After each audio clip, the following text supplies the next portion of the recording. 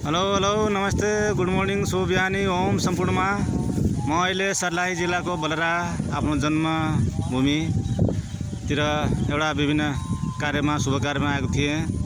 कति बस्नु र सहर बजारतिर यसो गाउँतिर पनि आउने मौका आए खुसी लागेछ। सानो हुँदाखेरि आफूले यो लागेको रुख हेर्नु त कति भएछ, ठुलो भएछ, विशाल भएछ। उखुबारी आफ्नो खेत सानो हुँदाखेरि खेतीपातीमा व्यस्त हुने हामी मान्छे अहिले अब जागिरे जीवन सहर र घरभन्दा टाढा बस्नुपर्ने बाध्यता र यसै मौकामा हामी आए खुसी लागेछ। पर हाम्रो खेतीबारी उखुबारी त्यत्रो भएको छ। जमाना कहाँदेखि पुगिसक्यो। हामी सानैमा हुँदाखेरि हलो गोरु हलो जोत्ने थियो परम्परा। अहिले पनि कहीँ छ। खुसी लाग्यो हेर्नु त यस्तो हुँदैछ। हलोले पनि खेत जोतिरहेको छ कहीँ यस्तो हेर्न पाइन्छ हामीले। यता गोरुलाई नारेर हलो जोत्ने काम हुँदैछ। यता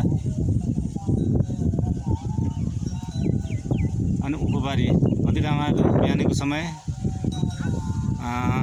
आफू जन्मेको हुर्केको ठाउँ, सानोदेखि माया गरेको यो जन्मभूमिलाई बिर्सनु हुँदैन।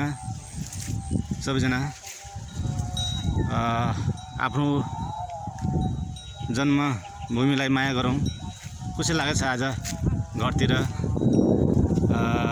आए यसो के रहेछ खेततिर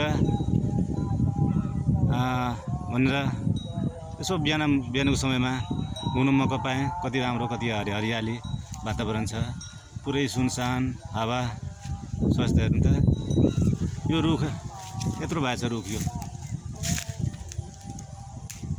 सानो हुँदाखेरि 12-15 वर्षको उमेर हुँदाखेरि रुख लागेको अलिअलि बढाएछ, धेरै बढ्नु पर्ने भएको छैन। यही रुख कतिवटा रुखहरू नष्ट भए, सुकिसके, तर यो रुख चाहिँ नि अहिलेसम्म बाँचेकै छ। कति राम्रो हरियाली वातावरणमा स्वच्छ हावा दिइरहेछ। उखुतिर हाम्रोतिर उखु खेती हुँदो रहेछ। यता उखुबारीमा छौँ अहिले हामी। राम्रो छ, कति राम्रो छ यता।